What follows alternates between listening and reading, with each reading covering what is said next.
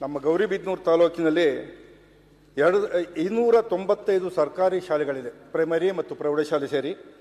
ಅದರಲ್ಲಿ 1437 ಕೊಠಡಿಗಳಲ್ಲಿ ಪಾಠ ಪ್ರವಚನ ನಡೀತಾ ಇದೆ. ಆದರೆ 267 ಕೊಠಡಿಗಳು ದುರಸ್ತಿ ಮಾಡಬೇಕಾಗಿದೆ ಅರ್ಜೆಂಟು. ಅದರಲ್ಲಿ 120 ಕೊಠಡಿಗಳು ಸಂಪೂರ್ಣವಾಗಿ ಶಿಥಿಲಾವಸ್ಥೆ ಇದೆ, ಡೆಮಾಲಿಷನ್ ಮಾಡಬೇಕಾಗಿದೆ. ಅದರಿಂದ ಈ ಕೊಡ್ತಾ ಇರುವಂಥ ಅನುದಾನ ಭಾಳಷ್ಟು ಕಡಿಮೆ, ಅನುದಾನ ಕೊಡಬೇಕು. ಮತ್ತು ಶಿಕ್ಷಕರ ಕೊರತೆ ಭಾಳ ಜಾಸ್ತಿ ಇದೆ, 237 ಶಿಕ್ಷಕರ ಕೊರತೆ ಇದೆ ಅಲ್ಲಿ. ಅದರಿಂದ ಇದು ಗಡಿ ತಾಲೂಕು, ಆಂಧ್ರದ ಗಡಿ ತಾಲೂಕು. ಅಲ್ಲಿ ಏನಾಗಿದೆ ಅಂತಂದರೆ ಎಲ್ಲರೂ ಕೂಡ ಗುಣಮಟ್ಟದ ಎಜುಕೇಷನ್ ಸರಿಯಾಗಿ ಸಿಗ್ತಾ ಇಲ್ಲ ಅಂದ್ಬಿಟ್ಟು ಎಲ್ಲ ಪ್ರೈವೇಟ್ ಸ್ಕೂಲಿಗೆ ಕಳಿಸುವಂಥ ಒಂದು ವ್ಯವಸ್ಥೆ ಆಗ್ತದೆ. ಶಾಲಾ ಕಾಲೇಜು ಮುಚ್ಚುವಂಥ ಪರಿಸ್ಥಿತಿ ಬಂದಿದೆ. ಶಿಕ್ಷಕರಿಗಿಲ್ಲ ಮತ್ತು ಶಾಲಾ ಕೊಠಡಿಗಳಿಗೆ ದುರಸ್ತಿಲ್ಲ ಅಂತ.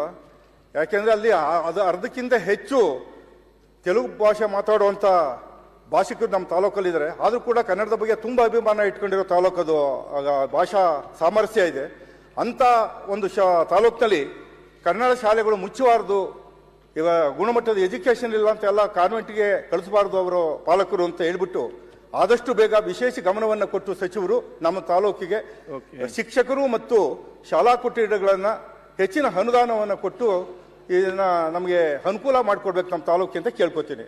ಮಾನ್ಯ ಅಧ್ಯಕ್ಷರೇ, ಏನು ನಾವಿಲ್ಲಿ ಸೆಷನ್ ಶುರು ಆದಮೇಲೆ ನಾವು ಕೆಲವು ರಿಪೇರಿಗೆ ಮತ್ತು ಕೊಠಡಿಗಳನ್ನು ಕೂಡ ಇಲ್ಲಿ ಬಂದ ಮೇಲೆ ಹೋದ ವಾರ ನಾನು ಇಲ್ಲಿ ಬಂದು ಸೈನ್ ಮಾಡಿದೆ. ಕೆಲವು ಕೊಠಡಿಗಳನ್ನು ಈಗಾಗಲೇ ಕೆಲವು ಶಾಲೆಗೆ ಕೊಟ್ಟಿದೆ ನಿಮಗೆ, ಮತ್ತು ದುರಸ್ಥಿತಿಗೂ ಕೂಡ ಕೊಟ್ಟಿದೆ. ಆದರೂ ಕೂಡ ಕಮ್ಮಿ ಆಗಿದೆ, ನಾನು ಇಲ್ಲ ಅಂತ ಹೇಳೋದಿಲ್ಲ. ಆದರೆ ಅದ್ರ ಜೊತೆಗೆ KPS ಕೂಡ 2 KPS ನಿಮಗೆ ಹೊಸೂರಿಗೆ ಮತ್ತು ಒಂದು ಜೂನಿಯರ್ ಕಾಲೇಜ್ ಗೌರಿಬಿದನೂರಿಗೂ ಕೂಡ 2 KPS ಕೊಟ್ಟಿರ್ತಕ್ಕಂಥದ್ದನ್ನು ಕೂಡ ತಮ್ಮ ಗಮನಕ್ಕೆ ಕೊಡ್ಲಿಕ್ಕೆ ಇಷ್ಟಪಡ್ತೀನಿ.